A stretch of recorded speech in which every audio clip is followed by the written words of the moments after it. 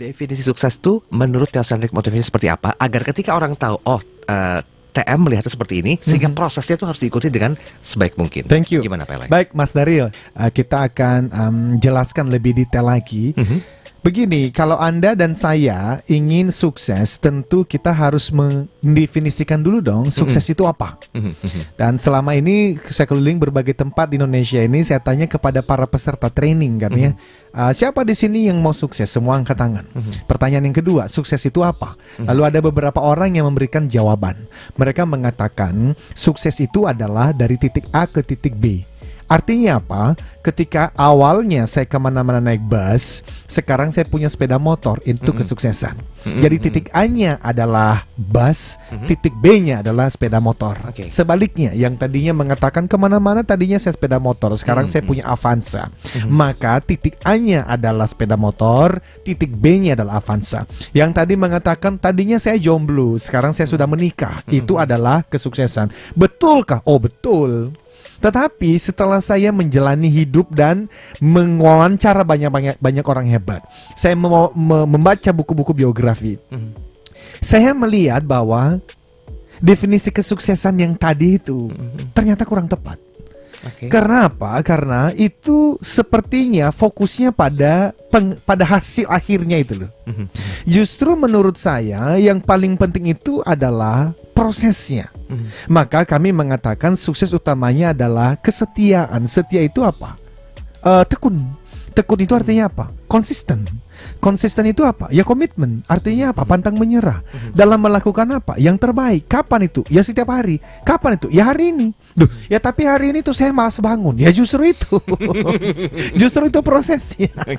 Ya tapi ya tadi kan saya kesini hujan lagi tuh Mas Daryl ya.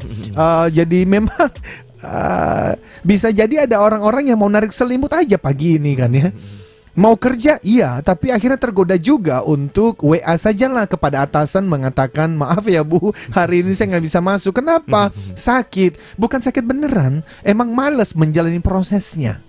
Nah, karena itu sesuai dengan potensi dan peluang. Apapun pekerjaan Anda hari ini, apakah itu dilihat sebagai peluang yang diberikan Sang Pencipta kepada setiap kita, dan kita harus memberikan yang terbaik. Bahwa kemudian Anda dan saya mendapatkan pekerjaan dengan jabatan tinggi, gaji tinggi, bisnis berhasil, ya alhamdulillah. Tetapi itu tidak boleh menjadi tujuan utama dong. Kenapa? Karena terus-menerus saya ulang, kalau itu menjadi tujuan utama, maka kita akan tergoda menghalalkan segala cara. Saya sudah pernah sharingkan beberapa waktu yang lalu, itu ada tawaran dari salah satu perusahaan untuk kami keliling Indonesia, memberikan training selama 1 tahun dengan budgetnya yang sudah disiapkan oleh perusahaan tersebut adalah 3M. 3 miliar. Dan mereka mengatakan Pak Eloy bahkan nggak usah ngajar sendiri. Kan Pak Eloy punya tuh 21 orang certified Theocentric Motivators gitu kan ya. Jadi udah Pak Eloy nanti tinggal assign aja siapa yang keliling. Oh, saya udah senang aja dong ya. Tapi ternyata di tengah-tengah pembicaraan kita itu salah seorang di antara beliau nitip, Bapak tinggal menambahkan saja 20% di markup itu loh. Maksudnya bagaimana? Ya dari 3 miliar itu tambah lagi 20%. Itu untuk kita panitia. Terus nanti gimana? Ya Bapak nanti ya tagihnya ya 3 miliar ditambah 20% itu. Oh begitu Pak? Iya, nanti kita akan yang beresin di dalam. Pura-pura aja saya kaget-kaget, padahal sejak 15 tahun yang lalu udah banyak yang nawarin beginian Mas Daryl.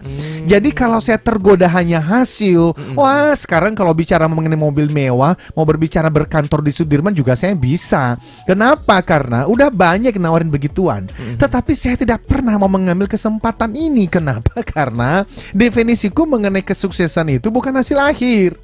Kalau dari awal saya memulai karir sebagai Theocentric Motivator, ujungnya adalah uang saja yang paling penting, saya mainkan ini dan saya tahu caranya kok. Kenapa? Karena klien-klien itu sampai itu mengajarkan saya caranya. Pak Elo nggak usah bingung, ini ada cara, diajarin Mas Daryl.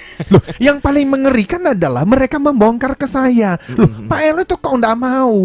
Beberapa trainer lain ngejalaninnya juga kok. Loh, saya iseng. Loh, siapa aja? Dikasih nama-namanya. Saya sampai sedihnya luar biasa. Kenapa? Karena kalau trainernya aja main begituan, Lah dia ngomong apa ketika dia di panggung gitu loh. Padahal untuk mendapatkan project itu aja, mainnya itu pakai under the table. Pakainya itu pakai apa namanya suap-suapan. Itu kan nyuap, Mas. Jadi uang itu sebenarnya ya tidak seharusnya dikeluarkan oleh perusahaan, tetapi karena ya permainan lah itu. Nah, intinya adalah maka pertanyaannya hari ini bagaimana sih supaya kita itu bisa setia di tengah proses? Saya tidak pernah menjamin loh, Mas, bahwa yang namanya ujung dari perjuangan kita pasti berhasil seperti yang kita harapkan. Loh, itu hanya Tuhan saja yang bisa memastikannya. Tetapi tugas kita kan di tengah-tengah proses berikan yang terbaik, yang menarik, Mas Daryl. Banyak orang tuh yang tidak menjalankan prosesnya baik-baik. Tapi dia tuh nunjuk jari ke orang lain itu loh. Dan dia bisa menjadikan itu sebagai alasan untuk dia tidak berjuang dengan sungguh-sungguh di dalam prosesnya. Ketika dia mengatakan begini, ya aku udah setahun kok, hasilnya kok tidak sesuai dengan yang saya harapkan ya. Ayo dong, yang lain bantu saya dong. Ayo, bahkan bisa menyalahkan pemerintah, bisa menyalahkan prinsipal, bisa menyalahkan atasannya dan seterusnya. Padahal, ladies and gentlemen, teman-teman, smart listener, saya bicara pelan sebentar ini ya. Sebenarnya begini ya. Kalau saya bertanya, goals atau sasaran Anda selama tahun 2020 ini apa sih? Kalau kita breakdown deh setiap bulan, kalau Anda sebagai tenaga penjual nih ya, tenaga penjual kan Anda tahu tuh, setiap bulan kan ada target penjualan tuh. Pertanyaan saya ya, Januari dan Februari tercapai tidak? Bagi yang tercapai, alhamdulillah, selamat ya. Bagi yang belum tercapai, saya mau tanya nih, di dalam mencapai goals harusnya ada action yang dilakukan dong ya.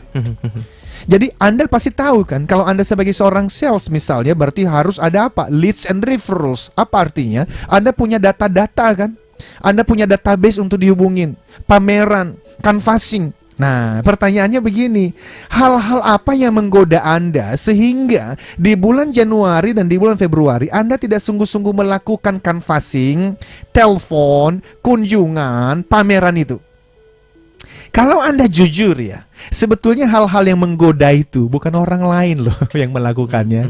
Anda sendiri yang melakukannya. Entah godaan itu mau tidur lebih banyak, entah godaan itu sibuk dengan gadgetnya sendiri, entah godaan itu takut nanti kalau ditolak bagaimana, dan seterusnya dan seterusnya dan seterusnya. Yang saya mau sampaikan adalah kalau kita mau jujur, umumnya kegagalan di dalam proses bukan disebabkan oleh pihak luar, kita sendiri yang menyebabkannya. Nah, kalau ini sudah dipahami, harusnya stop blaming, berhenti untuk menyalahkan. Take 100% responsibility.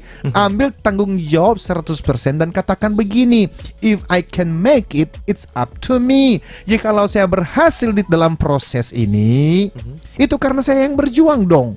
Tapi kalau saya gagal, itu artinya apa? Aku harus berjuang 10 kali lebih baik, tapi pantang bagiku menyalahkan orang lain, menyalahkan masa lalu, menyalahkan pemerintah, bahkan menyalahkan ya entah itu ekonomi dan sebagainya. Tapi memang benar kok ekonominya sekarang menantang. I know. Terus so what? Yang perlu kita lakukan adalah tetap di tengah proses tadi, prosesnya, di dalam prosesnya kita pantang menyalahkan dan kita pantang gagal, supaya ketika nanti Anda pergi kerja nih, pulang, anak-anak nanya, gimana ayah, gimana ibu, papi, mami, tadi berhasil nggak jualan? Kita nggak perlu baper dan marah sama anak kita. Wah, kurang ajar ya, kamu itu nanya begitu sama papa ya. Nggak perlu. Kenapa? Karena sepanjang hari ini, dengan senyuman, dengan ikhtiar terbaik kita, dengan perjuangan usaha terbaik kita sudah memberikan yang terbaik. Ujungnya, nah disitulah teosentrik. Ujungnya apapun agama keyakinan Anda, ya doa mengatakan begini, ya Allah, ya Rob, ya Tuhanku, hari ini aku sudah berikan yang terbaik dari diriku. Hasilnya bagaimana? Aku serahkan kepada Tuhan, karena aku yakin percaya Tuhan tidak mungkin salah di dalam memberikan pertolongan kepada umatnya. Nah, itu theocentric motivation. Nah, itu dia. Tapi kita akan bahas lebih detail ya. Ternyata ada beberapa poin penting yang perlu Anda perhatikan ketika Anda merasa bahwa banyak orang itu kok gagal di tahap prosesnya.